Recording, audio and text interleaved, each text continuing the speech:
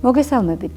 ეს ტელეკომპანია პულსია, მე ეკასანიკიძე გახლავართ და ეთერშია გადაცემა ეპიკრიზი, რომელიც მედიდეას ახალი პროექტი გახლავთ და რომლის პირველი გადაცემაც თქვენ უკვე იხილეთ აპრილის დასასრულს, რა თქმა უნდა, ის ქვეყანაში ყველაზე ცხელ ჯანდაცვით პრობლემას, დუშენის სინდრომის მართვას მიეძღვნა.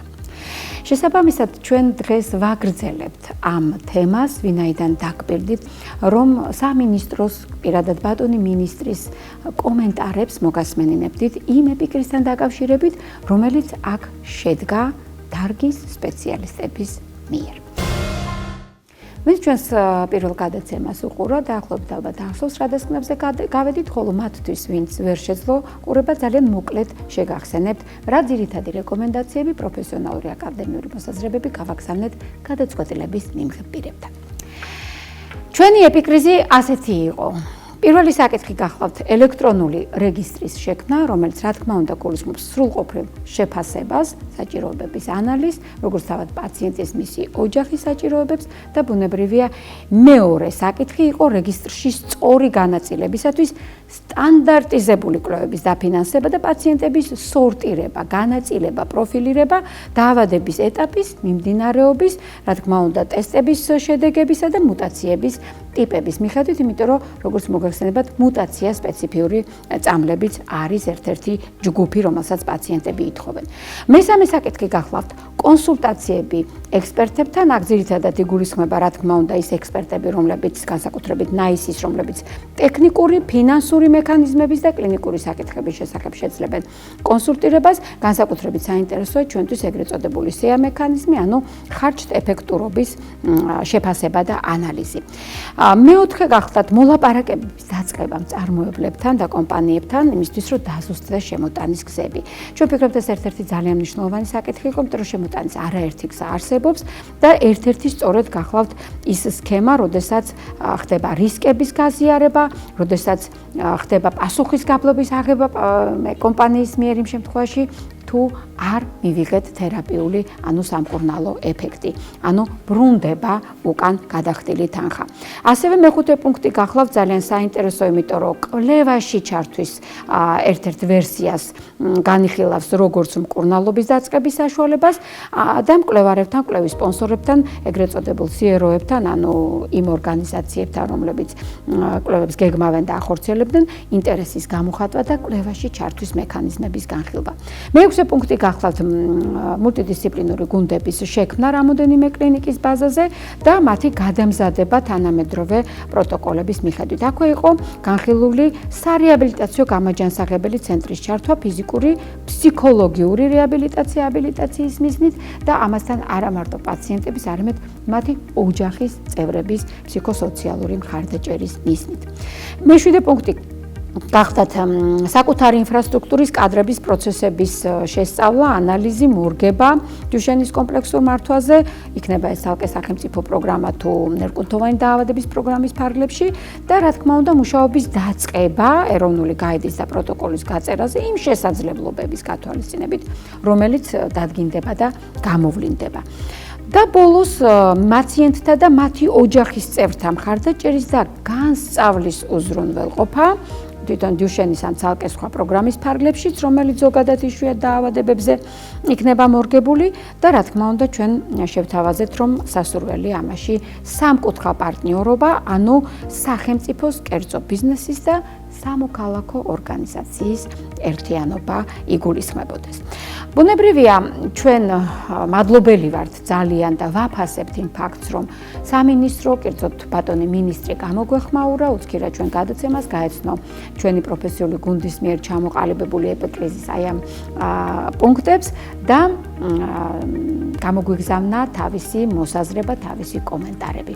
მოусმინოთ მის შეფასებას. მეც უნდა მადლობა გადაგიხადოთ შესაძლებლობისთვის ეს.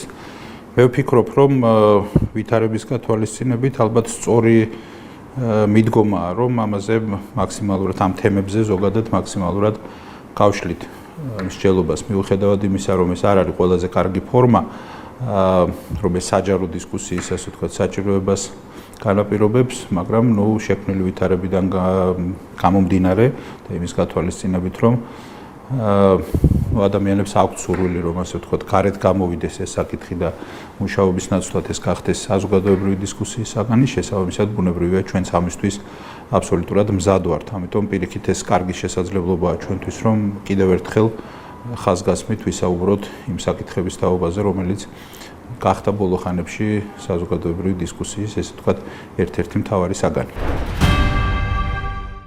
ვფიქრობ, რომ ეს ერთ-ერთი მიმართულებაა, რაც სხვათა შორის ჯერ კიდევ იმ დროიდან მოყოლებული გქონდა ამაზე საუბრებიც და ვცდილობებიც, რომ ამაზე მუშაობა დაგვეწყო. მათ შორის მშობლებთან საუბრისას, ექიმებთან საუბრის, რომელიც დარგის სპეციალისტები არიან, მქონდა გარკვეული მსჯელობა. ვფიქრობ, რომ მათ შორის ეს ერთ-ერთი მიმართულებაა, რა მიმართულებითაც აუცილებლად უნდა გაგრძელდეს მუშაობა. ჩვენ გვაქვს მუშაობა ამ მიმართულებით, სხვა რამდენიმე დაავადებასთან დაკავშირებით და ვფიქრობ, რომ ეს აუცილებელი ნაბიჯი იქნება, მაგრამ როდესაც საუბრობთ დიუშენის სინდრომზე, მოკლედ ვიტყვი ამ დაავადების დასახელებას, აქ კარგად უნდა გვესმოდეს, რომ ეს არის საკმაოდ რთული დიაგნოზი, საკმაოდ რთული დაავადება და სირთულეს განაპირობებს არაუბრალოდ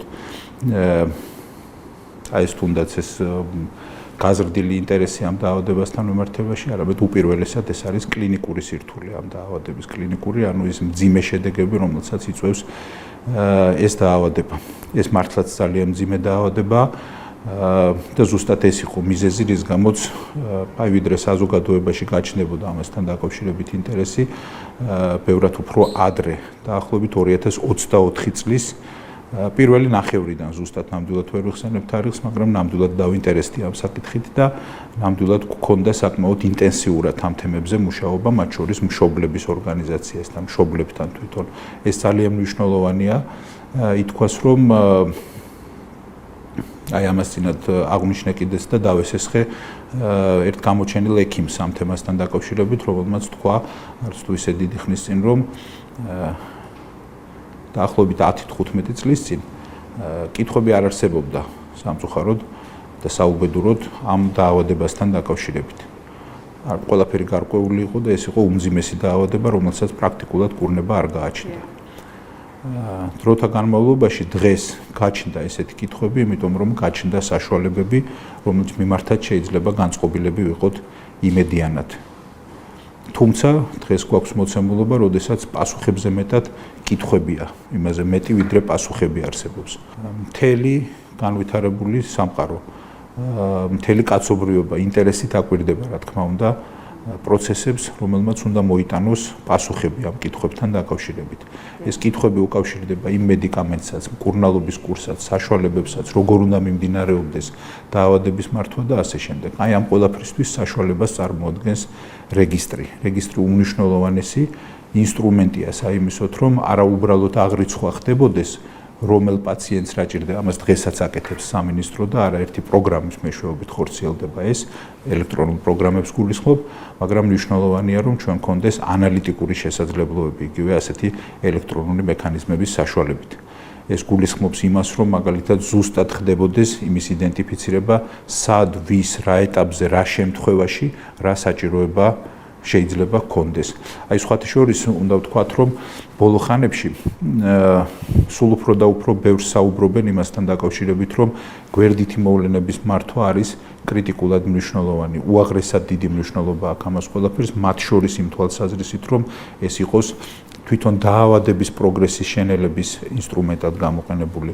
ძალიან ბევრი მნიშვნელოვანი ფაქტორია, რამაც თავი უნდა მოიყაროს ამ შემთხვევაში რეგისტრში და ბუნებრივია ეს უნდა გახდეს უკვე შემდგომ პროცესების სწორად დაგეგმვის საშუალება. სხვათა შორის ესეც უნდა ითქვას, რომ რეგისტრი არის საშუალება სწორედ იმ მიმართულებით პროცესების წაყვანისთვის, რაც არის მტკიცებულებებზე დაფუძნებული მედიცინა.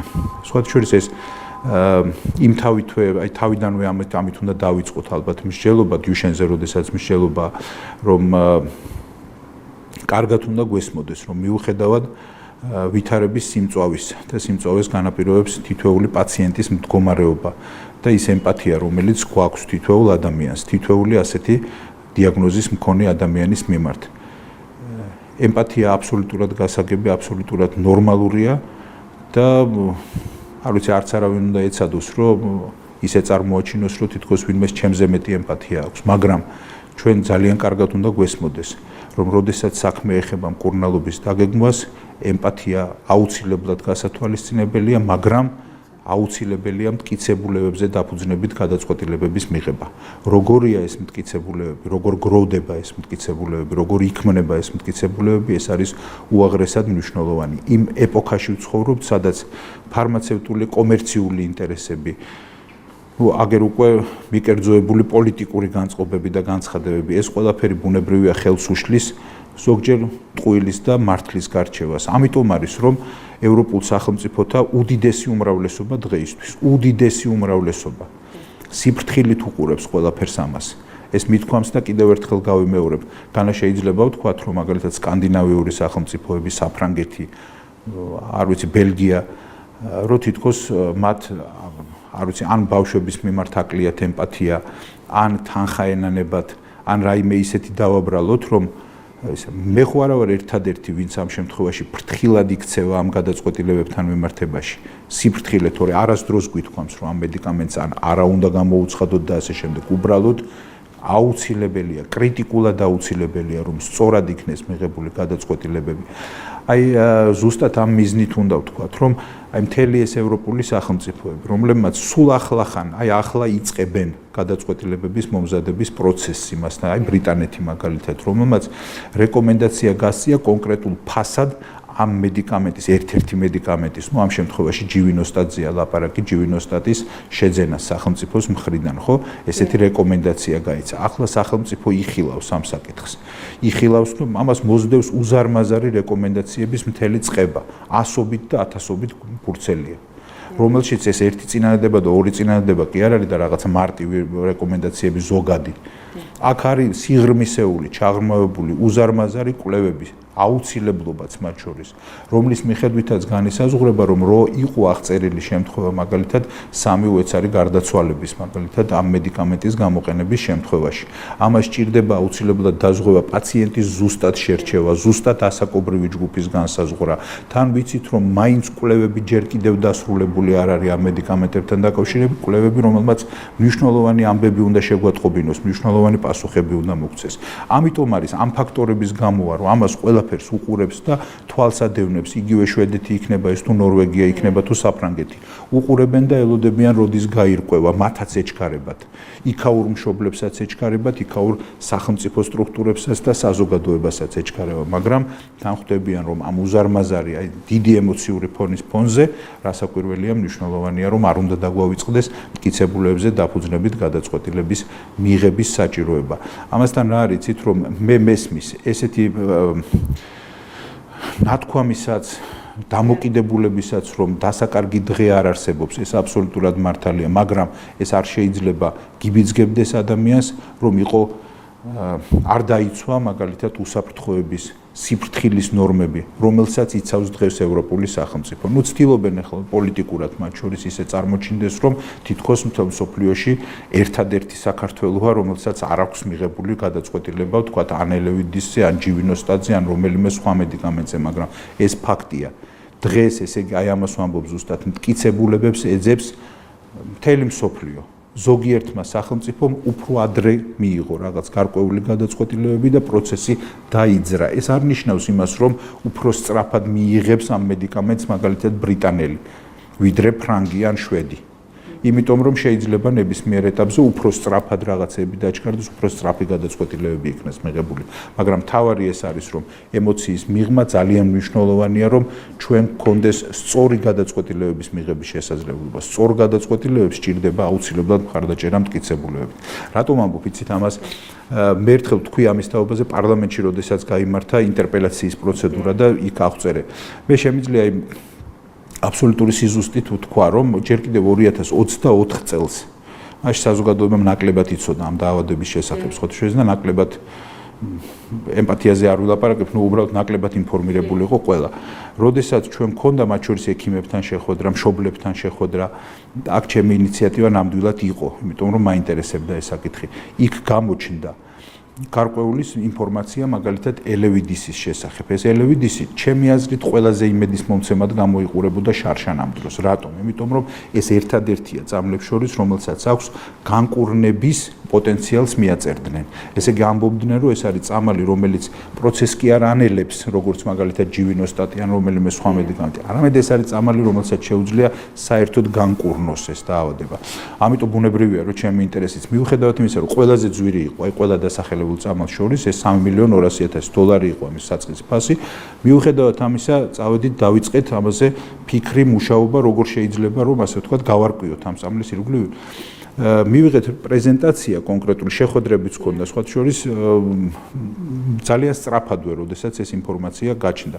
როდესაც შევხვდით, მაშინ როგორ დადგა იცით საკითხი, რომ გითხრეს, რომ FDA-ის დასტური ჰქონდა ამ მედიკამენტს იმხანად, ოღონდ ეს იყო დაჩქარებული დასტური. დაჩქარებული ნიშნავს იმას, რომ ესე იგი პრაქტიკულად პირობითობაა ეს. ეძლევა ავტორიზაცია, მაგრამ მოგვიანებით უნდა გაიაროს ყველა კვლევა. ყველა კვლევა რაც არის, ეს კვლევა რისთვის არის აუცილებელი, ეს ხო არ არის ფორმალურად თამაში რაღაც. ეს არის იმისთვის იქმნება ეს კვლევები, იმისთვის ტარდება, იმისთვის ხორციელდება, რომ კვლევამ გასცეს პასუხი, ეფექტიანია თუ არა და უსაფრთხოა თუ არა. ესე იგი მანამდე მხოლოდ ჰიპოთეზის დონეზეა, რომ ეს არის უსაფრთხო და ეფექტიანი. მაგრამ კვლევამ ეს უნდა დაადასტუროს. ეს არის მტკიცებულებებზე დაფუძნება. აი ამ მიმდინარე კვლევების ფარგლებში, როდესაც მე 2024 წლის ოქტომბერში მივიღე პრეზენტაცია მედიკამენტთან დაკავშირებით, იქ იყო ნათქვამი, რომ ქონდა სხვათა შორის იმხანად მიღებული ეს რამდენიმე სახელმწიფო. სხვათა შორის შეერთებულ შტატებშიც იყო დაშვებული იმხანად, იმიტომ რომ FDA-ის პირობითი მართალია, მაგრამ მაინც ავტორიზაცია არსებობდა და ქონდა მაგალითად ბაჰრეინის თუ სწორად მახსოვს, ერთ-ერთი არაბული სახელმწიფო იყო კიდევ და ასე შემდეგ. თუმცა ბევრი არ იყო, 6 იყო სულ რიცხვი სახელმწიფოებისა, სადაც ეს დაშვებული იყო ელევიდისი, მაგრამ საინტერესოდ გამოიყურებოდა. როდესაც დავიწყეთ ამაზე სტატიების და ინფორმაციის, ასე ვთქვათ, მიმოცვლა, მოგროვება ყველაფერი, იმიტომ რომ მართლა ძალიან დავინტერესდი. ერთ-ერთი ძალიან წარმატებული პროექტი შეიძლება გამოგსვლოდა სხვას თავი რომ დავანებოთ ჩვენ სამინისტროს და ამიტომ დიდი სურვილი ჰქონდა. ამავე პრეზენტაციაში ნათქვამი იყო, რომ FDA მიღებული არის, ემაში წარდგენილია ეს ემა არის ევროპული მარეგულირებელი, ასე ვთქვათ, სტრუქტურა, რომელიც იძლევა საბოლოო ჯამში ყველაზე კვალიფიციური შეფასებებს მედიკამენტებთან დაკავშირებით. ემაზე იყო დაპირება ესეთი, რომ 2025 წლის ბოლო კვარტალში, მეოთხე კვარტალში, ანუ ეს იქნებოდა ოქტომბერი, ნოემბერი, დეკემბერი, აი ამ პერიოდში მიიღებსო ეს მედიკამენტი ელევიდისი საბოლოო დასტურს ემასი. აი გულწრფელად, აი ძალიან გულით მინდოდა რომ ესე გამოსულიყო. დავიწყეთ ამაზე გაცნობა ინფორმაციის და თავმოყრა, მათ შორის ჩვენთვის მთავარი კითხვა იყო ჩვენ ბუნებრივად იმის გათვალისწინებით, რომ ვაცნობიერებთ, რომ ზოგიერთ სახელმწიფოს იქნება ეს მაგალითად სამხრეთ კორეა იქნება თუ თურქეთი იქნება თუ საფრანგეთი იქნება, ამ დიდი შესაძლებლობების მქონე სახელმწიფოების გამოცდილებას ყოველთვის ვეყრდნობით და ვცდილობთ, რომ მათი გამოცდილება იქნეს ჩვენთან გაზიარებული რაღაცა ფორმით, ვეყრდნობოდეთ ამ გადაწყვეტილებებს. თანამედროვე ეპოქა და ეს კომუნიკაციები ამის შესაძლებლობას იძლევა. უბრალოდ წამლის რეგისტრაციის დროსაც კი ეს წესი სახელმწიფოს არჩეული აქვს. და ნახეთ რა მოხდა, როდესაც დავიწყეთ, გაჩნდა გარკვეული უარყოფითი ნიშნები, ასე ვთქვათ, გარკვეული ინფორმაცია. მაგალითად, ძალიან სწრაფადვე ამ პრეზენტაციის მოპოვების შემდეგ გაჩნდა ინფორმაცია, ვთქვათ, გარდაცვალების შემთხვევების თაობაზე, იქ რა ჯგუფებში იქნებოდა გამოყენებული, ველოდებოდით ინფორმაციას, აი არ იყო ერთგვაროვანი, რომ ეს წამალი გამოიყენებოდა მხოლოდ კონკრეტული ასაკის პაციენტებში, ეს იყო 4-დან 7-მდე სახელდებოდა ეს ასაკი. გამოცდები მიმდინარეობდა იმაზე, რომ სხვა ასაკებში როგორი იქნებოდა ამის გამოყენების პრაქტიკა და ასე შემდეგ.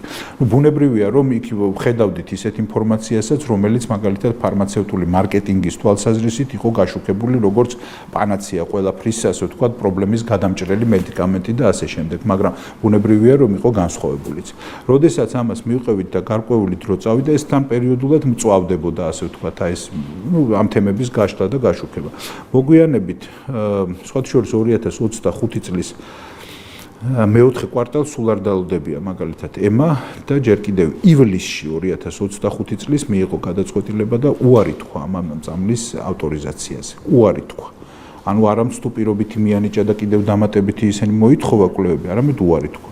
რაც შეეხება შეერთებულ შტატებს, იქ ისევ FDA-მ განიხილა ხელმეორედ და გარდაცვალების ფაქტების გამო თქვა, რომ აქ არის უზარმაზარი რისკები, მიიღო გადაწყვეტილებები შეჩერებების შესახებ, გარკვეული ასე ვთქვათ, დაშვების გაჩერებასთან დაკავშირებით და მოგვიანებით მან აღნიშნა ესე ცალსახად, რომ დაკავშირებულია ამ წამლის მიღება მათ შორის ფატალურ რისკებთან. ასე რომ აუცილებელია, მე არ ვიცი, აი წარმოიდგინეთ უბრალოდ, რომ აი შარშან მაისში ვთქვათ, რომ მიგვეღო გადაწყვეტილება ელოვიდისთან დაკავშირებით, მაშინაც ესე იყო.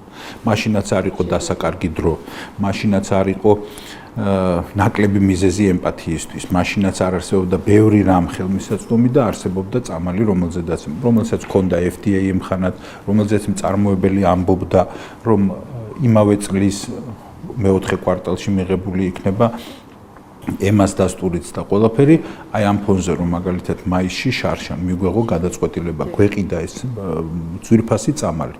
დაგვეწყო ამის გამოყენება და დაახლოებით 2 თვეში აღმოჩენილიყო, რომ ამ წამალს აქვს მაგალითად ღვიძლისთვის ფატალური შედეგის გამოწვევის მაღალი რისკი. ბუნებრივია, რომ აუცილებლად გაჩნდებოდა, იცით, კითხვა, რომ რატომ არ დაელოდეთ თუნდაც ეს 2 თვე. ეს აუცილებლად ბუნებრივად გაჩნდებოდა. რატომ არ დაველოდოთ ამ შემთხვევაში ასეთი ახსნის მიწოდება შემდეგ, რომ არ ვიცი, თუნდაც ბევრი რამ რაც სახელდება, ეს ბუნებრივია, რომ არ იქნებოდა მართებული.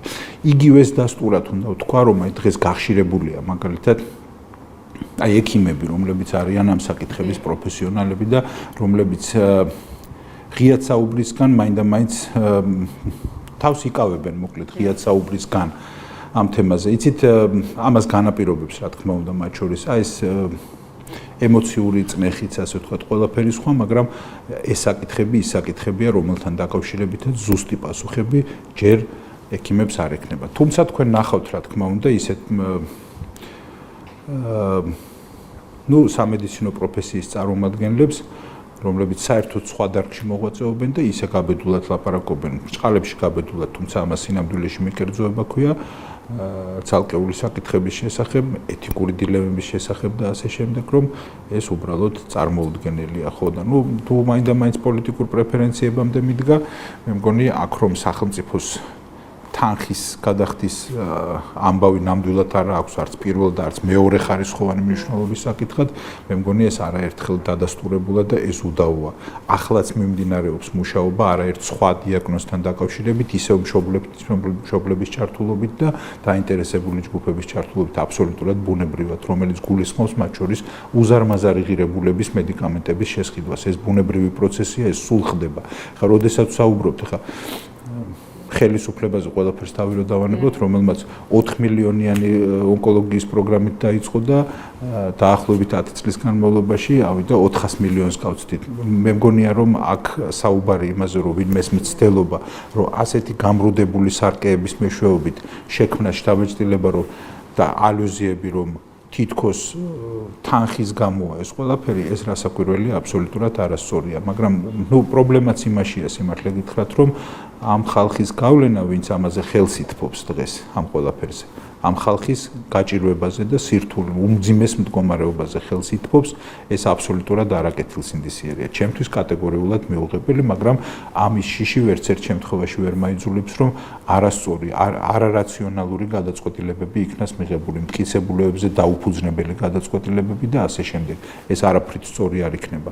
ჩვენ აუცილებლად უნდა გავითვალისწინოთ, რომ აი დღეს მაგალითად მიმდინარე აქციები ან ნებისმიერი ქუჩაში იმ ხალხის ყოფნა, ვისაც ეს უხარია და ვისაც ეს მოწონს და მე მათ რიგებს ნამდვილად არ მივეკუთვნები, არც ერთი დღე ამის განცდა არ მქონია.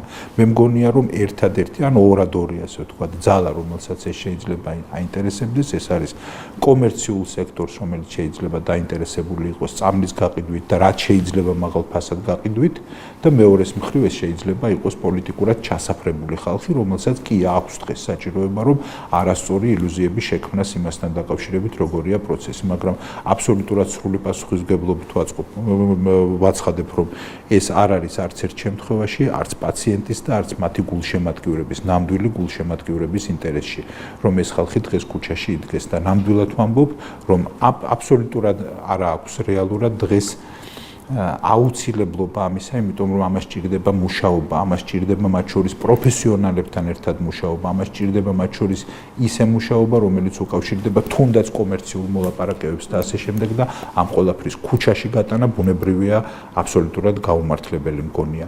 მე ვფიქრობ, რომ ისევ მათსავე ინტერესია და გულწრფელად და აბსოლუტური თანაგრძნობით ვამბობ ამას ყველაფერს, რომ აბსოლუტურად დარწმუნებით იმავდროულად, რომ სწორედ იმ ხალხისთვის საკეთილდღეოდ ვფიქრობ, რომ გაცილებით ეფექტური იქნება ჩვენი ერთობლივი ძალისხმევა და მუშაობა თითოეული ამ მიმართულებით, ვიდრე ახლა ამ წუთას თუნდაც იმ აქციების მხარდაჭერა.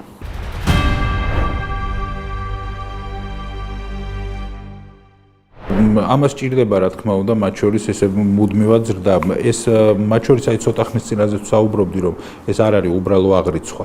ეს არის მათ შორის პროფილირება ქვია ამას ყველაფერს, რომ აუცილებლად დასახარისხებელია ვის რა საჭიროება აქვს რა ასაკში, რა კატეგორიის მექანიზმები ჭირდება და ასე შემდეგ. მათ შორის იგივე ნაირსახეობები ამ დაავადებისა მუტაციები ეგრეთ წოდებული აუცილებლად აღრიცხვას საჭიროებს. აქ შეიძლება დადგეს დღის წესრიგში მაგალითად ისეთი საკითხები, როგორც არის ადრეული დიაგნოსტიკა. აქ შეიძლება დადგეს ისეთი საკითხები, როგორც არის მაგალითად პირდაპირ დახარისხება, ვის რომელი კონკრეტული საჭიროება აქვს კონკრეტულ მედიკამენტზე. იმიტომ რომ ჩვენ კარგად უნდა გვესმოდეს, რომ აი ახლა ხან ბრიტანეთმა რაზეც დაიწყო მუშაობა, ან ირლანდიამ რაზეც დაიწყო მუშაობა, ამ ჯივინოსტატთან მიმართებაში ვსაუბრობ, ან იტალიის გამოცდილებაა გასათვალისწინებელი, ის დღეს არსებული მოცემულობის მიხედვით ესადაგება მხოლოდ ნაწილს ამ პაციენტებისა. ამ შემთხვევაში ასაკობრივი შეზღუდვა გვაქვს, სხვა ფუნქცია ამას არ აქვს. სხვა შემთხვევაში საუბარია უბრალოდ ესე კვლევით რეჟიმში გარკვეულ გადაწყვეტილებებზე და ასე შემდეგ. ამას ყველაფერს ჭირდება დაკვირვება, ზუსტად ინფორმაციის მოკვლევა და ამიტომაც ვამბობ, რომ დღეს რაც ყველაზე მეტად საჭიროა, მათ შორის იმის გარკვევა, აი რომ მოყვება თქო ბრიტანეთში მიღებულ ამ რეკომენდაციას უზარმაზარი რაოდენობა დოკუმენტებისა. იქ საჭიროება არის იმის, რომ მაგალითად განისაზღვროს ინდივიდუალური შეფასება განხორციელდეს თითოეული პაციენტის. მათ შორის ისეთ საკითხებზე, რომელზეც ამ დრომდე შეიძლება არც არავის უფიქრია, იმიტომ რომ შეიძლება რომელიღაც ანალიზი, რომელსაც ამ დრომდე უკეთებდნენ, შეიძლება სრულიად სხვაც გახდეს საჭირო იმისთვის, რომ სწორი დიაგნოზი დაისვას. მოგეხსენებათ, ამას წინათ მიღებულია გადაწყვეტილება, რომ გარკვეული, ასე ვთქვათ, საშუალებები გაჩნდეს სტაციონარული მეთვალყურეობისთვისაც, ეგრეთ წოდებული ჩეკაპი რო განხორციელდეს და იმავდროულად ერთსა და იმავე დაწესებულებაში ამბულატორიული ზედამხედველობისთვის. ეს ძალიან მნიშვნელოვანია. იქ არის საკმაოდ დიდი სპექტრი გამოკვლევებისა, რომელიც ამ ყველაფერში შეყვანილია. ამას ჭირდება კიდევ ერთხელ ვიმეორებ ძალიან სერიოზული მუშაობა. აი სულ რო ხვალ შევიძინოთ გადაწყვეტილება, ან ჩვენზეც არ ვსაუბროთ, მაგალითად შეიძინოს თქვა დიდმა ბრიტანეთმა. იქ აუცილებელი ხდება თითოეული ინდივიდუალური შემთხვევის დეტალურად განხილვა, არა უბრალოდ ასაკით, არამედ კონკრეტული მაჩვენებლების მიხედვით და ამის მიხედვით წამლის დანიშვნა არ დანიშვნაზე გადაწყვეტილებების მიღება. აი ეს არის ძალიან მნიშვნელოვანი, რომ ეს უნდა გაკეთდეს. ამას ვაკეთებთ, პირდაპირ ვამბობ, რომ ერთი წუთით არ განელებულა მუშაობა ამ მიმართულებით სამინისტროში, რასაც ქვია დიუშენის სინდრომი. თუმცა გავითვალისწინოთ, რომ ეს არის ერთადერთი დაავადება, რომელთან დაკავშირებითაც მუშაობა მიდის და იგივე არის მაგალითად ატროფიასთან მიმართებაში, იგივე არის თქვათ ცისტურ ფიბროზთან მიმართებაში და კიდევ ბევრი სხვა. არაერთი მიმართულებაა, რომელსაც აუცილებლად სჭირდება დაფარვა. საჭიროებები არსებობს ბევრგან. ამას ჭირდება ბევრი რამ, ოღონდ საერთო აქვს მაგალითად არ ვიცი, იგივე კუნთოვან ატროფიასთან მიმართებაში საკმაოდ ბევრი რამ საერთოა. ამიტომ იგივე სტაციონარული გამოკვლევების საშუალება რაც გაჩნდა, იქ წამყვანიც იქნება შეიძლება ასე ითქვას, ამ შემთხვევაში ატროფია, დისტროფიის შემთხვევაც, დიუშენის სინდრომიც იქნება იქვე მოქცეული ამ ყველაფერში. ვფიქრობთ იმაზეც, რომ მაგალითად აუცილებელია შემდგომ სარეაბილიტაციო სერვისების განხორციელება. ჩვენ ამ პერიოდის განმავლობაში გვქონდა შესაძლებლობა, რომ რამდენიმე წამყვანი უნივერსიტეტის წარმომადგენლებთან ქონოდა კონსულტაციები. ამაში ძალიან მოგვეხმარა, უნდა ვთქვა, ჩვენი სახელმწიფო სამედიცინო უნივერსიტეტი. მათ ქონდათ, ასე ვთქვათ, პირადად ეს საუბრები, კონსულტაციები და საკმაოდ დიდ ინფორმაციას მოეყარა თავი. ამაზე საკმაოდ დიდი ხანია ვმუშაობთ და აი წამყვანი უნივერსიტეტები საუბრობენ იმის თაობაზე, რომ აი რა წამლებიც ახლა არსებობს, არანაკლებად ფუნქციურად დატვირთვა აქვს, მაგალითად იგივე ფიზიოთერაპიულ და სარეაბილიტაციო დატვირთვებს და ამ მიმართულებით სერვისებს. არანაკლები. აი ესეა გაცხადებული, უმნიშვნელოვანესია. ამიტომ ამას ყველაფერს სჭირდება კომპლექსურად მუშაობა, აქ არ შეიძლება ასე ვთქვათ, რომ ერთ რომელიმე კონკრეტულ რამეს ვიღებთ და ეს იქნება ყველა პრობლემის გადამჭრელი. ამას სჭირდება სისტემური მიდგომა, დაწყებული აუზზე სიარულით, დამთავრებული თუნდაც სოციალური საჭიროებებით, რომელიც ამ ხალხს გააჩნია. სოციალური საჭიროებებით ცოტა არ არის, მათ შორის მაგალითად ეტლთან ერთად საუბარია იმაზე, რომ ამ წეს დახმარება შეიძლება ჭირდებოდეს, რაც ასევე გადაჭრილი პრობლემაა. აი უახლოეს აი ამ დღეებში სწორედ ინერგება ეს პროცესიც. არა მხოლოდ ამ დაავადების ამ შემთხვევაში შეიძლება ეს ეხებოდეს მაგალითად სხვა დიაგნოზის მქონე პაციენტებსაც, მაგრამ მათ შორის დიუშენისთვისაც ესეც იქნება ხელმისაწვდომი.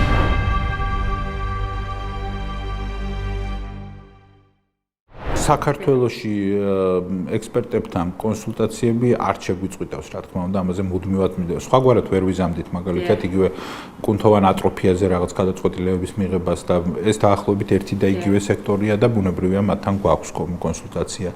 აქტიურია კონსულტაცია სხვა დიაგნოზებთან მიმართებაშიც და ესე წარიმართება, სხვაგვარად ეს შეუძლებელია. რაც შეეხება ნევროლოგების გარდა აქ არის ბუნებრივია, რომ სხვადასხვა დისციპლინების ჩართულობა მოითხოვება. ეს არის ნუტრიციოლოგიიდან დაწყებული, კარდიოლოგიიდან დამთავრებული, ყველასთან აუცილებლად გვჭირდება ასეთი ტიპის კონსულტაცია, პედიატრია, ძალიან ბევრი ის მიმართულება.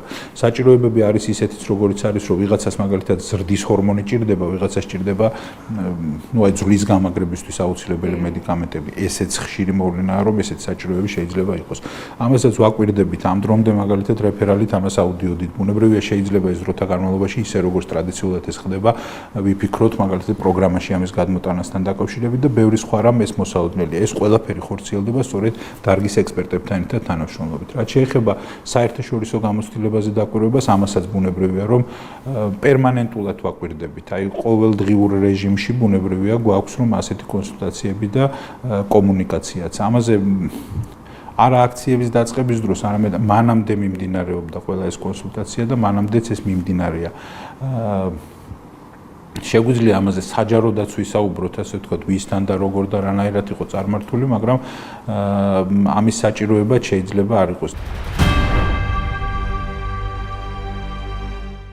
ასეთი მოლაპარაკება ნამდვილად არ გვაქვს დაწყებული, ვიდრე არ გვეცოდინება ამ ყველაფრის თაობაზე, მაგრამ ერთი რამ კი დანამდვილებით შემიძლია ვთქვა, რომ არსებული ფონი მაგალითად ეს საჯარო სივრცეში ამ ყველაფერზე საუბარი, მათ შორის ასეთი ტიპის მოლაპარაკებებისთვის, რომ ხელის შემშლელი ფაქტორია, ამაზე შემიძლია დანამდვილებით ვისაუბრო, ეს უდაოდ ასეა.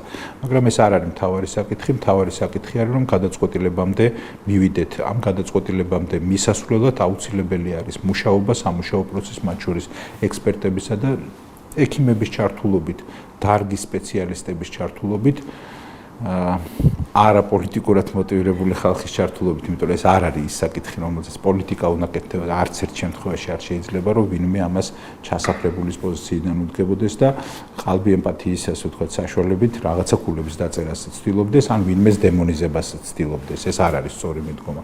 მე ვფიქრობ, რომ ამას სჭირდება სამუშაო პროცესი, რისთვისაც ყოველთვის ვიქნებით მზად. ეს მე ვთქვი ღიად და დაუფაროთ, რომ ჩვენი კარი არასდროს დახურულა ამ მშობლებისთვის. კვლავაც ღიაა. კვლავაც ვეპატიჟებით, იმიტომ რომ ეს აუცილებლობა იმისთვის თუ გვინდა რომ რეალური გადაწყვეტილებები გქონდეს, ეს არის აუცილებლობა. მე მგონია რომ ეს გადადა ძალიან დიდი იმედი მაქვს. აი პირველივე ბრიფინგი როგორც კი გავმართე, მე იქ ნათქვამი მაქვს ხაზგასმით და მკაფიოდ. ძალიან დიდი იმედი მაქვს და ძალიან გულშემატკივრობ ამ საქმეს, რომ გაჩნდეს ეს პასუხები, ეს აუცილებლობა. ძალიან დიდი იმედი მაქვს, რომ ეს მალე იქნება.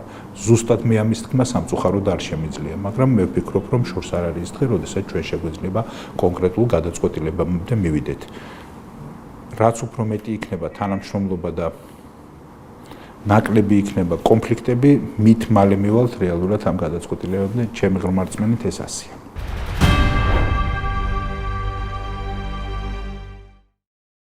კლინიკური კვლევები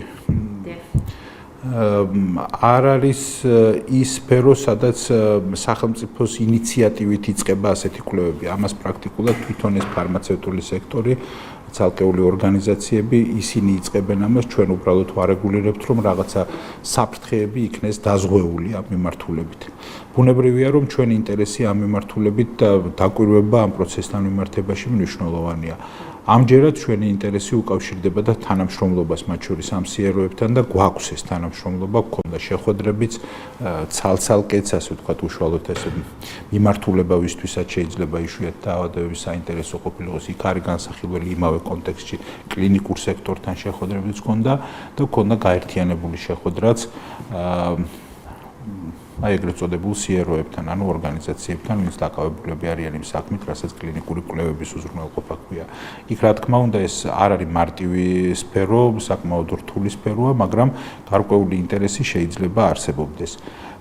მათი მხრიდან, საერთაშორისო ორგანიზაციების მხრიდან, საერთაშორისო კომერციული ორგანიზაციების გულისხმობ, რომ აქ კვლევები განხორციელდეს და ამ გზით წამლის ხელმისაწვდომობა გაიზარდოს, მაგრამ კარგად უნდა გვესმოდეს, რომ წამლის ხელმისაწვდომობის საშუალება და ალტერნატივა ნამდვილად არ არის კლინიკური კვლევა. თუმცა რა კი ეს ინტერესის საგანი არის, ბუნებრივია ამის გათვალისწინებით, ჩვენც ამით დაინტერესებული ვართ, ამ ინფორმაციას თავს ვუყრით, ვაგროვებთ, თუ კი არსებობს რაიმე ისეთი წინა და ვცდილობთ, რომ გავითვალისწინოთ მათ შორის ხედვა, რომელიც აქვს არა მხოლოდ ამ სიეროებს, არამედ რომელიც აქვს იგივე ადამიანებს, ვინც ბენეფიციარები უნდა იყვნენ, ვინც მონაწილეები უნდა იყვნენ ამ კვლევებისა. ვფიქრობ, რომ ესეც საინტერესო დეტალია, აი ესეც ის შემთხვევაა, როდესაც აუცილებელია ასეთი ტიპის თანამშრომლობა, სხვაგვარად ეს შეუძლებელი იქნება. უბრალოდ ბევრი საკითხის გადაწყვეტა იქნება შეუძლებელი, ვიდრე არ გვექნება შესაძლებლობა, რომ ასე ვთქვათ, მარტივად შევეცადოთ საკითხების დარეგულირებას ერთობლივი ძალისხმევით.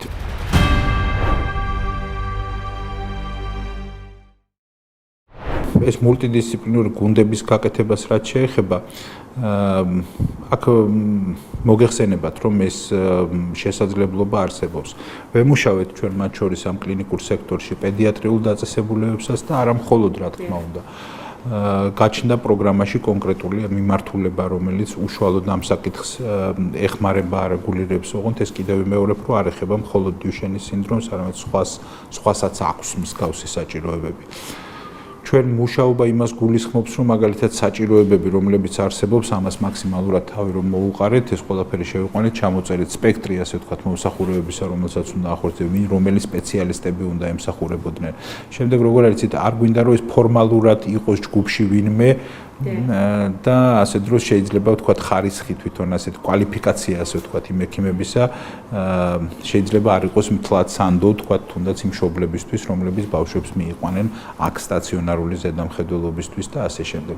აი ასეთ პირობებში კარგი იქნებოდა სხვათა შორის რომ ეს ჩართულობა ყოფილიყო როგორც ეს იყო მაგალითად კუნთოვანი ატროფიის შემთხვევაში ეს მშობლებთან გქონდა საკმაოდ ინტენსიური და ნაყოფიერი მე ვიტყოდი თანამშრომლობა.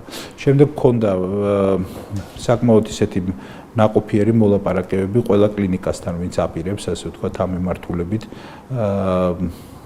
დაძურას პროცესების.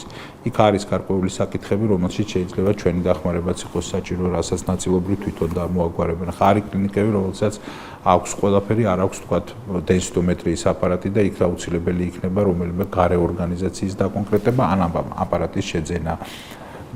სადღაც შეიძლება აკლდეს თქვათ რომელიმე კონკრეტული აპარატი ან ანალიზის ჩატარების შესაძლებლობა, ესეც იგივენაირად უნდა ან ინკორპორირებული იქნეს, ან პირიქით თქვათ აუთსორსზე გატანილი და ასე შემდეგ. ეს პროცესები მართვას საჭიროებს.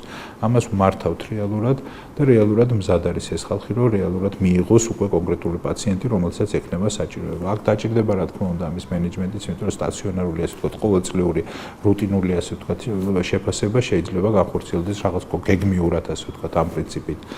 ეს სრულიად უფასოდ ხელმისაწვდომი იქნება რა თქმა უნდა ბენეფიციარებისთვის ესეა დაგეგმილი და ამის მიღმაც რა თქმა უნდა პარალელურად წლის განმავლობაში საჭიროება რაც იქნება ესეც იფარება სადაც საჭირო იყო ერთი გაკეთებულია ორიც ამასთან დაკავშირებით და ასე შემდეგ მაგრამ თავარი რა არის ამ ინფორმაციის თავმოყრა ჩვენი დახმარება შეიძლება იყოს თქო საჭირო, როდესაც ვთქვი, ამაში გულისხმობ, რომ მაგალითად ჩვენ მივეცით შესაძლებლობა პაციენტებს, რომ თვითონ აირჩიონ, მაგალითად ისინი წავლენ თქვა ერთ კლინიკაში თუ მეორეში, სადაც სურვილი ექნებათ იქ წავლენ.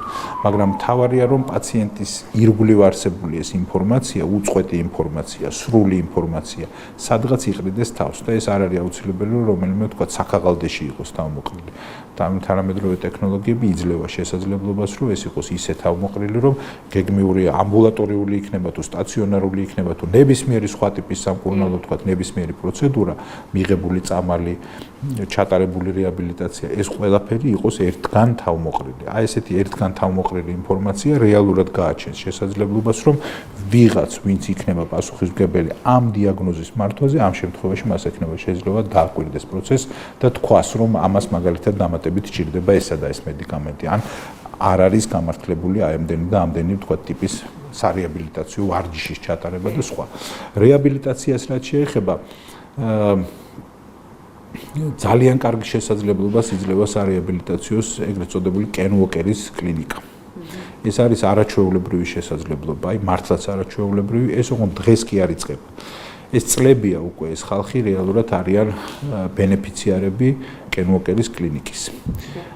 ძალიან კარგი შედეგებით სხვათა შორის და ასე შემდეგ. თუმცა აი როდესაც იმხანად, როდესაც ხვდებოდით მშობლებს, მათ იციან ამის შესახებ, მიწოდებულიც მაქვს ინფორმაცია და რეალურად მზად ვართ ამისთვის, რომ ყავს მომზადებული რამდენიმე უცხოური დაწესებულება, რომელიც უშუალოდ იშვიათ დაავადებებზეა ორიენტირებული და მათ აქვთ კონკრეტულად სარეაბილიტაციო სერვისები ძალიან მაღალ დონეზე განვითარებული. იქ სტაჟირების საკითხები შერჩეული სპეციალისტების, შემდეგ რომლებიც აქ იქნებიან მზად, რომ მიიღონ ეს ბავშვები და შესაბამისად ჩაუტარონ იმ ტიპის და იმ საჭიროების, ის ვარჯიშები, ასე ვთქვათ, რომელიც მათთვის მართლაც კრიტიკულად მნიშვნელოვანია. იმავდროულად გეოგრაფიულ ხელმისაწვდომობაზე ვფიქრობთ, იმიტომ რომ ეს პრაქტიკულად ძალიან ინტენსიურად ჩასატარებელი ვარჯიშებია და სხვა და სხვა. მოკლედ დიდი სამუშაოა წინ, ამისთვის რეალურად სრული მზადყოფნა არსებობს, უბრალოდ ჭირდება კიდევ ერთხელ ვიმეორებ, სრული ჩართულობა და ყველა მხარის ერთობლივი მონაწილეობა ყველაფერ ამაში. რაც შეეხება რაიმე დამოუკიდებელი ცენტრის გაკეთებას, ერთი სპეციფიკა აქვს უბრალოდ ამ საკითხს, იშვიათ დაავადებებს საზოგადოდ, არა მხოლოდ ჩვენ ქვეყანაში, არამედ საზოგადოდ ყველგან. ნებისმიერი პროფილის სამედიცინო დაწესებულებას რაღაც მინიმუმზე ქვემოთ არ უნდა კონდეს დატვირთვა. საბედნიეროდ ვამბობ, რომ დიდი არ არის პოპულაცია იშვიათი დაავადებებისა. საკმაოდ ცოტა არის რიცხვი. საბედნიეროდ. ასეთ პირობებში ერთი ცენტრის გაკეთება, რომელიც იქნება მხოლოდ ამ მომსახურებაზე პასუხისმგებელი, ეს შეიძლება არ იყოს კარგი გადაწყვეტილება. არა იმიტომ, რომ რაიმე დაიზოგოს ან რაღაც ეს არ არის სწორი. უბრალოდ დეკვალიფიკაციის რისკი არ გაჩნდეს ექიმებისა, რომელიც იქნებიან მხოლოდ ამაზე პასუხისმგებელი და ცოტა იქნება დატვირთვა. ეს სპეციფიკა აქვს ნებისმიერ სამედიცინო დაწესებულებას, ნებისმიერს. არ არის გამართლებული, მაგალითად, არ ვიცი, ტრავმატოლოგი, რომელსაც წლის განმავლობაში ოპერაცია არ ჩაუტარებია, ასეთ ტრავმატოლოგიურ კლინიკას უმჯობესია, რომ დავანებოთ თავი. ესე ხდება ხოლმე, იმიტომ რომ ეს პრობლემურია საზოგადოდ, ეს ყველა მიცის სამედიცინო სექტორში, ეს სტომატოლოგი, რომელსაც არ უმკურნალია, ვთქვათ, 2 წლის განმავლობაში, ბუნებრივია, რომ ასეთ სტომატოლოგიური კლინიკის შენარჩუნება უბრალოდ პრობლემატურია, ეს ყველა მიცის. ამიტომ ჩვენ ვცდილობთ, რომ რაღაცნაირად ისე იყოს ინტეგრირებული საჭირო სერვისები, სხვა დიდ, ასე ვთქვათ, მულტიფუნქციურ დაწესებულებებში, მულტიპროფილურ დაწესებულებებში, რომ ეს არ იწვევდეს გარკვეულ ხელშეშლას და სირთულეს.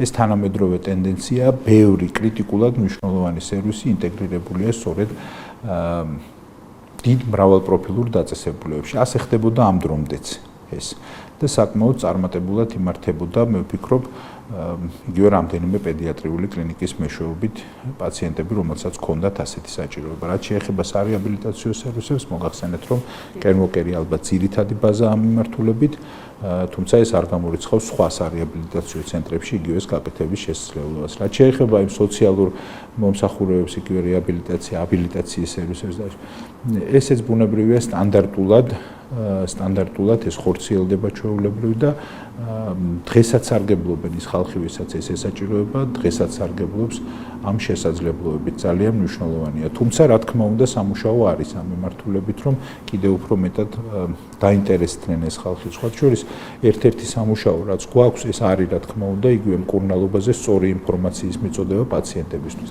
აი მე რომ გითხარით, რომ იგივე უნივერსიტეტებთან მქონდა კონსულტაციები და ასე შემდეგ, ერთბაშად ყველა ამბობს, რომ მაგალითად კორტიკოსტეროიდი არის კრიტიკულად მნიშვნელოვანი, რომ მიიღონ ბავშვებმა. ეს არის კრიტიკულად მნიშვნელოვანი აუცილებელი წამალი დღეს არსებული. სხვა შორის იყო მოთხოვნა ვამოროლონი არის ეგეთი წამალი, რომელიც გერმანული წარმოების კორტიკოსტეროიდია. ჩვენთან პროგრამაში 2024 წლიდან ხელმისაწვდომი გახლავთ სხვა კორტიკოსტეროიდი, რომელიც ესპანური წარმოების არის და მიუხედავად იმისა, რომ საქართველოში საშუალოდ დაახლოებით 100-ია პაციენტების რაოდენობა, 30-ია სულ რიცხვი ბავშვებისა, რომელიც ღებულობენ ამ კორტიკოსტეროიდს. ეს რა თქმა უნდა ნიშნავს იმას, რომ გარანტირებულად ნაცნობია ყველასთვის, რომ დიდი რისკების გარეშე მართვადი და არაფატალური გვერდითი მოვლენები, არამედ მართვადი გვერდითი მოვლენების ფონზე ეს მედიკამენტი, დღეს არსებული მედიკამენტი, რომელიც უფასოდ ხელმისაწვდომია თითოეული ამ დიაგნოზის მქონე პაციენტისთვის. ამას მოიხმარს მხოლოდ 31 პაციენტი. ეს რა თქმა უნდა არის დიდი პრობლემა. ეს ნიშნავს იმას, რომ სამწუხაროდ რაღაცა სწორად ვერ ფუნქციონირებს. შეიძლება ეს ინფორმაციის ბრალია, შეიძლება ბევრი სხვა ფაქტორი ზემოქმედებდეს, მაგრამ სიმართლე არის ერთი. ყველა ის ექიმი, აი ვინც გითხარით, უცხოელი, რომელსაც არ აქვს არც კომერციული, არც პოლიტიკური არავითარი მიკერძოება, ისინი ცალსახად ამბობენ, რომ დღეს კორტიკოსტეროიდს ალტერნატივა არ აქვს. უფრო მეტსაც გეტყვით. ჯივინოსტატი, რომელიც არის ერთ-ერთი წამალი, რომლის მოთხოვნაც არის, ასე ვთქვათ, დიდი დისკუსიის საგანი, გამოიყენება მხოლოდ ამ კორტიკოსტეროიდის გამოყენების პირობებში. სხვაგვარად შეუძლებელია მისი გამოყენება. ეს არის ნათქვამი.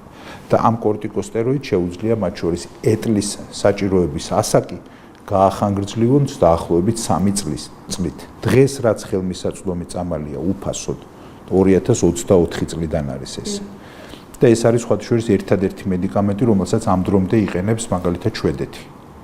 აი ზუსტად როგორც საქართველოშია, ზუსტად იგივენაირად ამას წინათ ქონდა ეს შეხვედრა, იმიტომ ამბობ ამას. შვედეთი. ამ წამალს შეუძლია დაახლოებით 3 წლით გაახანგრძლივოს ეტლში ჩაჯდომა.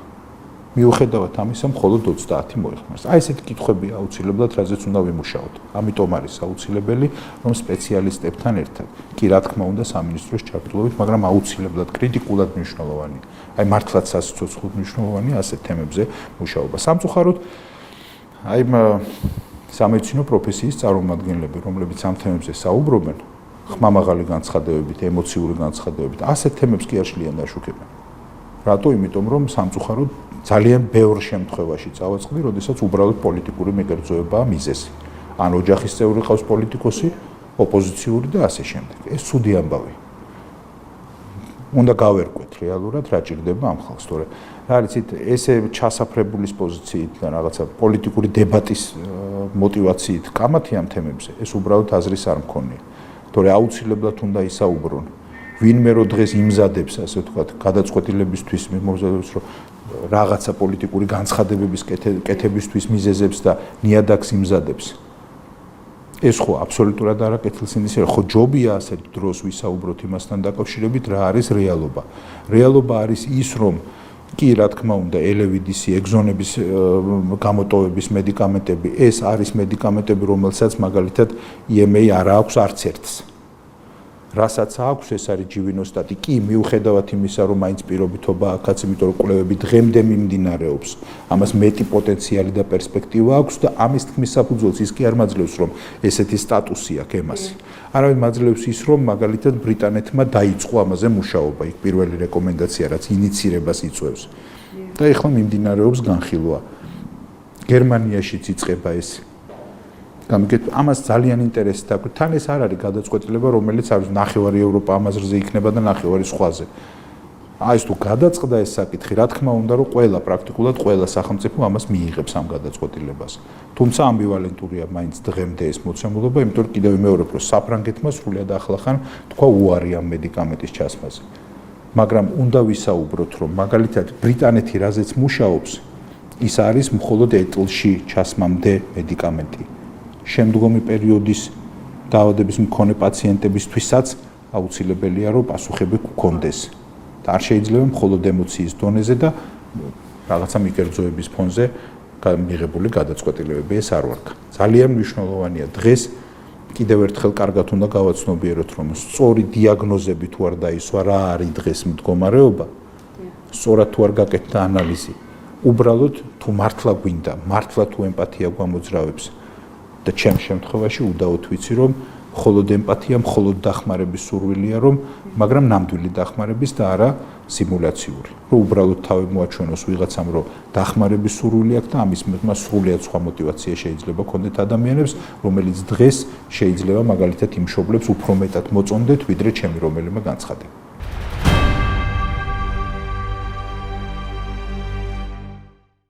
შეიძლება პროტოკოლი მივიღოთ, რომელშიც ეწერება მედიკამენტი, რომელსაც ემამ უარი უთხრა და FDA-მ გააჭერა, იმიტომ რომ მაგალითად არის სიკვდილიანობის შემთხვევა. არ მგონია, რომ ეს შეიძლება.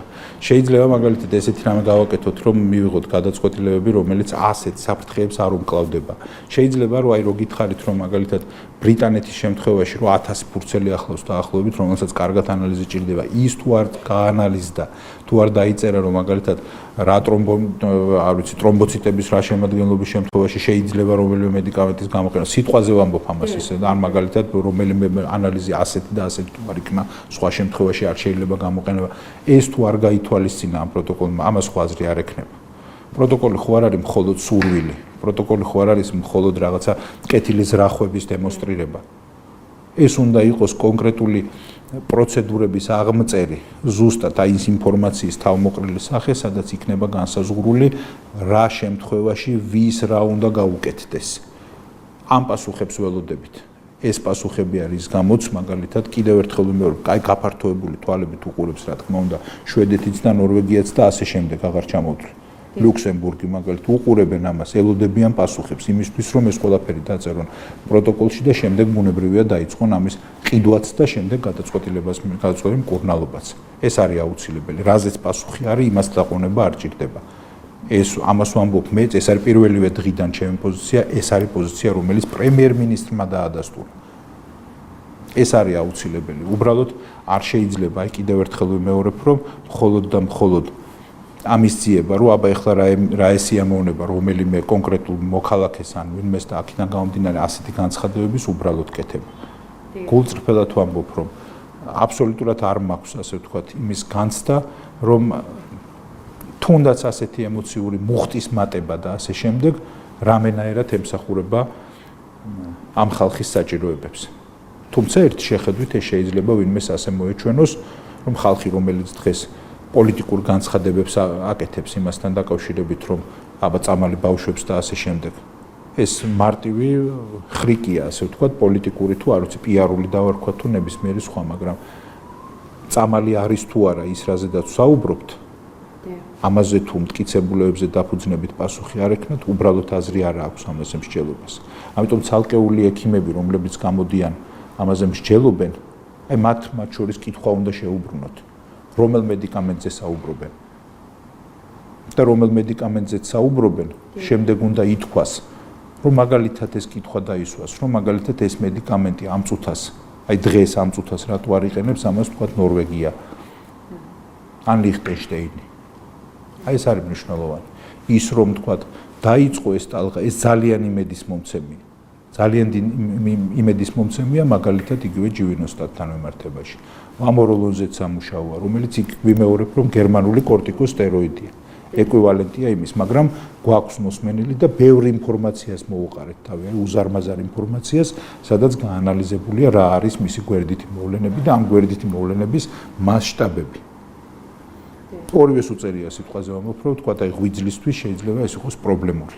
მაგრამ ეს არ ნიშნავს იმას, რომ ერთნაირი დოზით. მაგრამ ამ დოზას რა განაპირობებს მაგალითად სხვა სარეაბილიტაციო სერვისების თანხლება თუ არა, აი ამას ჭირდება ყველაფერს ნამდვილად ჭირდება ძალიან სკრუპულოზურად დაკვირვება. ნებისმიერ ნაბიჯს მათ შორის შემდგომ აი ექს-ანტე რაღაც დაკვირვება თითოეულ პროცესს.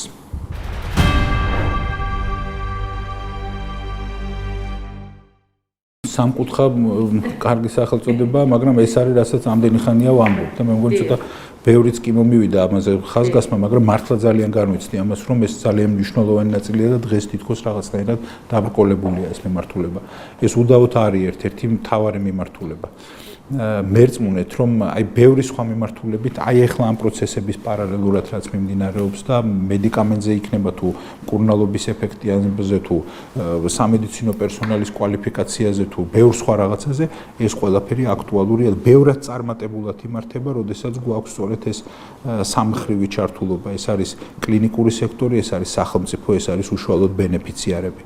ეს ძალიან მნიშვნელოვანი მიმართულება. არ ვიცი, აი მაგალითად კრონის დაავადება არის ესეთი, რომელთანაც აი ასე ვთანამშრომლობ ზუსტად. გვაქვს გაკეთებული იგივე სამუშაო ჯგუფის ფორმატი, ამ სამუშაო ჯგუფის ფორმატში სამმხრივია ეს წარმომადგენლობა. და რეალურად აი კვირიდან კვირამდე რეალური ნაბიჯები იდგმება, კონკრეტული, რომელიც რეალურად გადაჭრის ამ პრობლემას ძალიან ახლო მომავალში. აი ეს ბუნებრივია აუცილებელი პირობაა. რაც შეეხება თვითონ მშობლების გაძლიერებას, ესეც ერთ-ერთი მიმართულებაა და არა უბრალოდ სოციალური. აი მაგალითად ცისტური ფიბროზის შემთხვევაში ძალიან მნიშვნელოვანია, რომ იგივე ფიზიოთერაპიული ვარჯიშები და ასე შემდეგ რომ ამ ცოდნით აღიჭურვონ მშობლები, რომლებიც უშუალოდ აი ყოველდღიურ კონტაქტში არიან პაციენტებთან. ეს ძალიან მნიშვნელოვანია. ეს უფრო მნიშვნელოვანია, ვიდრე შეიძლება რომელიმე სამედიცინო დაწესებულებაში ხელმისაწვდომი სერვისი. იმიტომ რომ აქ არის ინტენსივობა ვარჯიშების განსაკუთრებულად ღირებული. ესე ირკვევა, რომ აქ არის განსაკუთრებულად, აი განსაკუთრებულად მნიშვნელოვანი. მაგრამ არის რამდენად დიდია, მაგალითად დუშენის შემთხვევაში, რომ აი ნახოთ ერთის მხრივ ცრემლი მოგადგება და მეორეს მხრივ რაღაცა ენთუზიაზმისად განეწყობით, როდესაც ნახავთ კინოკერში მაგალითად ბავშვებს, რომლებიც აი მშობლების მონდომებას, ჩართულობას, მათ დახმარებას რამდენად დიდი მნიშვნელობა აქვს. ეს მართლაც უზარმაზარი მხარდაჭერა, ეს დიდი მხარდაჭერაა. და ამ ხალხსაც ერთი ისედაც ჩვება ჭირდება. რითაც შეგვეძლება და როგორც შეგვეძლება, ბუნებრივია, რომ ამ პროცესს მხარში დაუდგებით, მთავარია, რომ ვაკეთოთ ის, რაც რეალურად დაეხმარება, რეალურად მოუხსნის პრობლემებს, ადამიანებს, რომლებსაც ეს პრობლემები გააჩნიათ.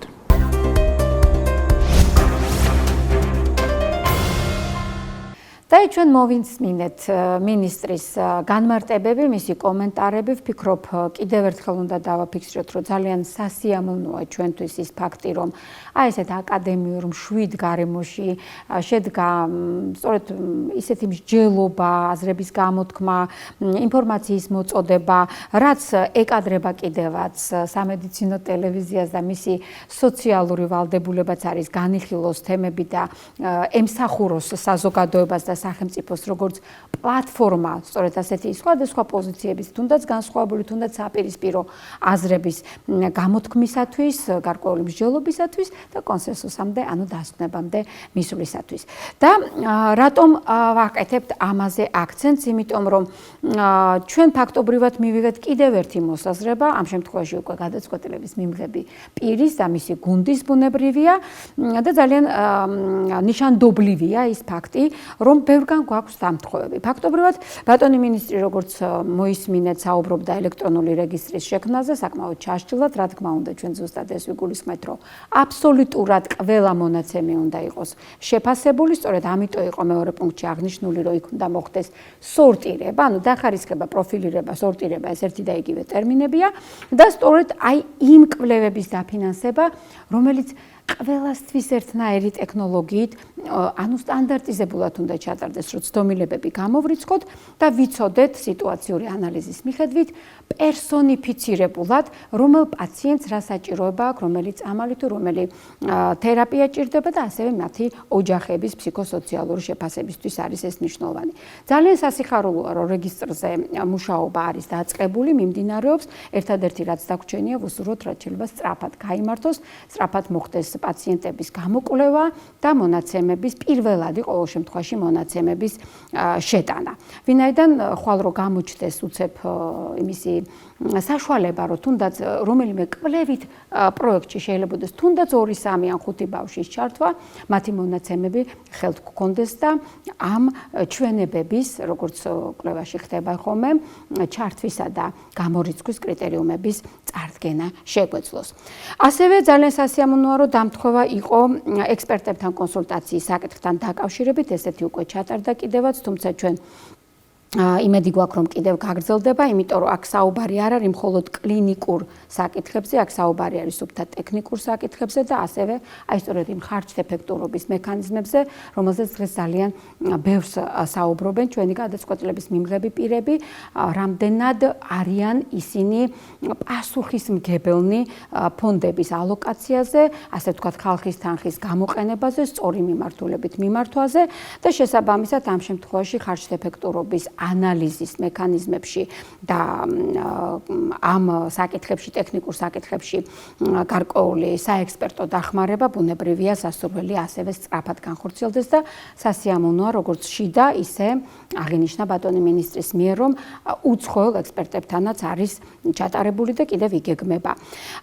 ბატონმა მინისტრმა გვიპასუხა, რომ მოლაპარაკებები არ დაწყებულა მწარმოებლებთან ჯერჯერობით და არასასურველ გარემოსთან დააკავშირა ეს, თუმცა ჩვენთვის გასაგებია აბსოლუტურად დრო არ მუშაობს ჩვენი პაციენტების მხარეზე, პირიქით მათ საწინააღმდეგოდ მუშაობს, ამიტომ მათი გამოსვლები ამ შემთხვევაში ძალიან სამწუხაროა, რომ ასე ხდება, მაგრამ ფაქტის წინაშე ვდგავართ, რომ არის, ისინი ითხოვენ ინოვაციურ მკურნალობას თავიანთი შვილებისათვის და შესაბამისად აქაც სასურველია, რომ მწარმოებლებთან, კომპანიებთან შემოტანის გზების დაზუსტების მიზნით რაც შეიძლება მალე დაიწყოს და ბატონი მინისტრი აღნიშნავს, რომ ისინი ამას გეგმავენ. უბრალოდ ჩვენი სურვილია, რომ რაც შეიძლება მალე მოხდეს. ამასთან დაკავშირებით ჩვენ გვინდა დავამატოთ ჩვენი კომენტარი, ჩვენ ვახსენეთ კიდევაც დასაწყისში ეს და აღარ განმეორდები დეტალურად, უბრალოდ მოკლედ ვიტყვი, თუ არის საუბარი იმაზე, რომ შეიძლება ვიღაცის ინტერესები იყოს, ჯერთი არსებობს ბიოეთიკის ეროვნული საბჭო, რომელსაც შეუძლია მსგავსი დოკუმენტები ეთიკური რევიზიის ქვეშ გაატაროს და ნახოს არის თუ არა ინტერესთა კონფლიქტი და ფიქრობ, კარგი აზრი იქნება მათი ჩართვაც და ზოგადად ბიოეთიკოსების ჩართვა თუ ასეთი საკითხები დგას, მაგრამ მთავარი არის ის, რომ არის ცნობილი მექანიზმები, როგორც თქვით, პასუხისმგებლობების გაზიარების მექანიზმები, ასევე ღირებულებებზე დაფუძნებული კონტრაქტები, ასევე ისეთი სქემები, რომელიც შესრულებისთვის არის მხოლოდ გადახდა და არა იმ ნაწილისთვის, რომელიც ვერ შესრულდება და რაც ყველაზე მოხერხებული მექანიზმი მგონია დღეს იმისთვის, რომ საერთოდ გამოირიცხოს ფარმაცევტული მაფიის, ასე ვთქვა და ფარმაცევტული კომპანიების ინტერესი, ეს არის ეგრეთ წოდებული no cure no pay, ანუ არ მივიღეს შედეგი, ვერ მივიღეს ამკურნალო ეფექტი, მაშინ არანაირი გადასახადი არ იქნება. შესაბამისად, ამ მექანიზმების ამოქმედებით ვფიქრობ, ეს საკითხიც გადაწყდება და დარწმუნებული ვარ, რომ მწარმოებლებთან მოლაპარაკება მალე დაიწყება. ძალიან სასიამოვნო იყო ასევე იმის მოსმენა ბატონი მინისტრისგან, რომ მათ უკვე ჰქონდათ შეხვედრა გარკვეულ მკვლევრებთან, მკვლევის სპონსორებთან, ეგრეთ წოდებულ სიეროებთან, ანუ იმ ორგანიზაციებთან, რომელიც ამ საკითხებს აგვარებს და მკვლევაში ჩართვის მექანიზმების განხილვა. უბრალოდ აქაც გვინდა შევახსენოთ ჩვენს მაყურებელს, რომ ჩვენი ერთ-ერთი სტუმარი ქალბატონი თინიკო ტურძელაძე მაშინ მოვიდა იმ ახალი ინფორმაციით, რასაც ერქვა მესამე ფაზის კვლევაში ჩართვის ესეთი ღია ფანჯრის, ასე ვთქვათ, შესაძლებლობა და ვფიქრობ, საინტერესო იქნება თუ ამაზე ისევ ინტენსიურად გაგრძელდება მუშაობა.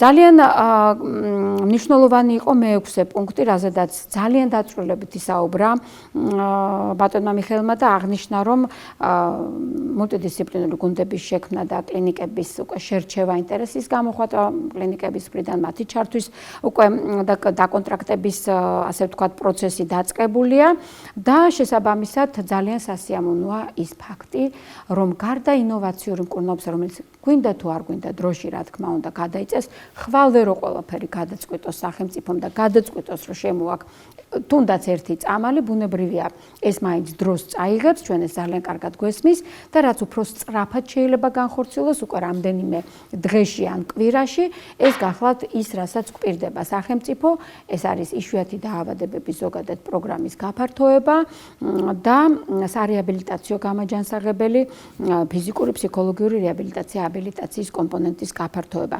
თუმცა აქაც სასურველია, რომ ეს აღნიშნა და ძალიან სასიამოვნოა, რომ აღნიშნა მინისტრის მიერ, რომ არ იყოს მხოლოდ ერთი კლინიკა, ან რამოდენიმე კლინიკა, როგორც ეს ნეირორეაბილიტაციის დროს მოხდა, არამედ ჩართული იყოს ნებისმიერი სხვა ის სარეაბილიტაციო გამაჯანსაღებელი ცენტრი, რომელსაც აქვს შესაბამისი ინფრასტრუქტურა, რესურსი და გამოხატავს ინტერესს და რა თქმა უნდა გეოგრაფიული ხელმისაწვდომობისთვისაც ეს უფრო სამართლიანი სწორი იქნება, ვინაიდან პაციენტებს უნდა შეეძლოთ თავის საცხოვრებელთან უფრო ახლოს განლაგებულ სარეაბილიტაციო ცენტრებში მიიღონ მსგავსი მომსახურება. მეშვიდე პუნქტთან დაკავშირებით განიმარტა, რომ ჯერჯერობით გაიდლაინებზე, პროტოკოლებზე ვერ დაიწყება საუბარი, თორე ინფრასტრუქტურა და კადრი და პროცესები, რომ შეგვიძლია მოვარგოთ და უკვე ფაქტობრივად ამის გამოცდილება აქვთ და მორგებულია ეს ჩვენც ბუნებრივია პირველ ეპიკრისში აღნიშნეთ თქვით და დაგვიდასტურა დღეს ბატონმა მიხეილმაც, მაგრამ მთავარი გახლავთ ის, რომ ჩვენ ვსაუბრობთ არა ამ წუთას გაიდლაინის და პროტოკოლის დაწერაზე, არ არსებულ სწავლებთან დაკავშირებით, არამედ აქ აღნიშნულია იმ შესაძლებლობების მიხედვით, რომელიც უახლოეს პერიოდში გამოვლინდება, გაიწეროს ეს გარდამავალი პროტოკოლი, რომელიც მორგებული იქნება სწორედ იმ წამალზე თუ იმ პროგრამაზე, რისი დაფინანსებაც მეტნაკლებად შესაძლებელი გახდება. უბრალოდ ჩვენ გვინდა აღვნიშნოთ, რომ სასურველია სამუშაო ჯგუფები შეიქმნას დღეს, რომ უკვე ხვალ მათ შეძლონ იმ სამუშაოს გაწევა, რა სამუშაოს, ასე ვთქვათ, საფუძველიც და მასალაც ექნებათ. და ძალიან სასიამოვნოა, რომ ამაზეც მიმდინარეობს უკვე გარკვეული მოლაპარაკებები.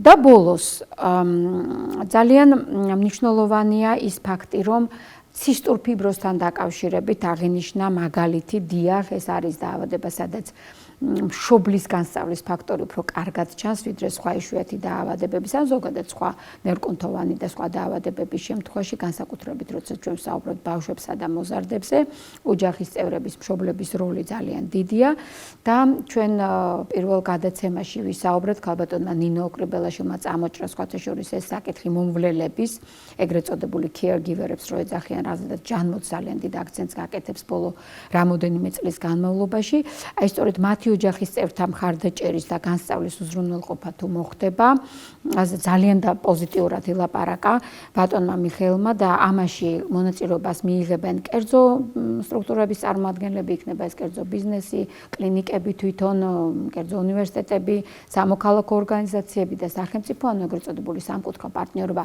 რაც უფრო მალე შედგება და თან არაერთი, არამედ რამოდენიმე, მით უფრო უკეთესი იქნება, იმიტომ რომ მანაც აღნიშნა, როგორც მოისმინეთ, ძალიან დიდი სიამოვნება იყო მისთვის და ამაღელვებელი იყო, როცა იხილა, როგორ მიმდინარეობდა მშობლების განსწავლა ცისტური ფიბროზის მართვასთან დაკავშირებით და წარმოიდგინეთ, რამდენი რამ არიციან მიუხედავად იმისა, რომ ასეთ ბავშვებთან დაბადებიდან, რა თქმა უნდა, მაქსიმუმს აკეთებენ, მშობლები ხელით ატატებული დაყავთ, არის რაღაც დეტალები, რომელთა სწავლება მათთვის პროფესიონალების მხრიდან აუცილებელია.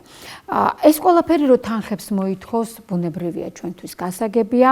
აქ აღინიშნა რამდენჯერმე რო თანხები არ უნდა იყოს და ვეთანხმებით ამას, ჩვენ ეს პირველ ეპიკრისშიც აღნიშნეთ, დახარჯული მიზანმიმართულობის და დასაბუთების გარეშე, თუმცა არ შეგვიძლია ისე დავასრულოთ, რომ არ აღნიშნოთ, არსებობს სიტუაციები, სადაც დრო უბრალოდ არ გვაცდის. სწორედ ამისთვის არის საჭირო გადაწყვეტილების მიმღები პირები, უწყებები და სახელმწიფო, რომ რთულ ვითარებაში, როცა ყველა გარშემო შეიძლება დაიბნეს, მათ შეძლონ მტკიცედ იდგნენ და მიიღონ თამამი გადაწყვეტილებები და როდესაც სარგებელი ცოტათი მაინც ჭარბობს რისკებს, მაინც სარგებლის მიმართულებით გადაიქანონ და მე დარწმუნებული ვარ, რომ ასეც იქნება. პირველი საფეხური შეიძლება იყოს სწორედ პროგრამის გაფართოება, მეორე საფეხური კვლევაში ჩართვა, მესამე საფეხური უკვე იმ წამლების შემოტანა, რომელსაც მშობლები ითხოვენ და ეს პრობლემაც მოგვარდეს. ხოლო ვიდრე დავასრულებ, მინდა კიდევ ერთხელ მადლობა მოვახსენო მინისტრ იმისათვის, რომ გამონახა დრო და კომენტარები გააკეთა ჩვენს ეპიკრისზე, მაგრამ არ შემიძლია არ მივმართო თვითონ პაციენტებს და მათ მშობლებს უსურვოთ, რა თქმა უნდა, მალე მიექციოთ თავიანთი მიზნებისათვის და გადავცე კიდევ ერთხელ გავუმეორო მინისტრის სიტყვები. ჩემი კარი ღიაა, მშობლებს შეუძლიათ მოვიდნენ, დამელაპარაკონ და ჩვენ რაც უფრო ნაკლები გვექნება კონფლიქტი და რაც უფრო მეტი გვექნება თანამშრომლობა, მით მალე და მით უკეთეს შედეგს მივაღწევთ. არავის არ გვსურს, რომ ეს ადამიანები ქუჩაში ათენებდნენ და აღამებდნენ. ამხელა ტანჯვას გადიოდნენ, როცა მათ სახში სხვა შვილებიც ჰყავთ, უამრავი ბოლოს და ბოლოს საკუთარ ჯანმრთელობას კიდევ უფრო ვნებდნენ, მაშინ როცა ეს დრო ისევ ამ ბავშვების თერაპიებზე შეიძლება გამოიყენონ. ამიტომ იქნებ ჩვენი გადაცემით ორივე მხარეს მოვუწოდოთ. იქნებ კიდევ ერთხელ შედგეს შეხვედრა, მიბრძანდნენ წარმომადგენლები ამ მშობლებთან, მშობლებმაც შეაღონ კარები გადაწყვეტილების მიმღებ პირადად ბატონი მინისტრის, კიდევ ერთხელ დაილაპარაკონ, დათქვან გონივრული ვადა, რა ვადებშიაც კონკრეტული საფეხური გადაითქმება და ამ ვადების განმავლობაში, ვიდრე ეს ვადები გავა, დაუბრუნდნენ თავიანთ ოჯახებს და დაპირებების მონიტორინგის ფონზე, ბუნებრივია, რაც ჩვეულებრივი მექანიზმია ჯანდაცვის პოლიტიკაში, დაელოდონ იმ ცვლილებებს, რომელსაც გვპირდება სახელმწიფო. ჩვენ ყველაფერს გავაკეთებთ ჩვენი შვილებისათვის, ამბობენ მშობლები და ჩვენც რა თქმა უნდა ყველაფერი უნდა გავაკეთოთ მათთვის. დღეს სწორედ ეს გახდათ ჩვენი ეპიკრიზის თემა, მოგვესმენინებინათ თქვენთვის ბატონი მინისტრის კომენტარები, ჩვენის მხრივ დაგვეზუსტებინა რა დეტალები ჩვენი აზრით შეიძლება იყოს კიდევ დამატებული და თქვენი შესაბამისი რეაქციების, თქვენი შესაბამისი უკუგების მიხედვით შეიძლება კიდევ უფრო ფართო მსჯელობის საგნად ვაქციოთ რომელიმე კონკრეტული საკითხი. დღეს კი ამით დაგემშვიდობებით, ჯანმრთელობას გისურვებთ, კარგად ბრძანდებოდეთ მომავალ ეპიკრიზამდე.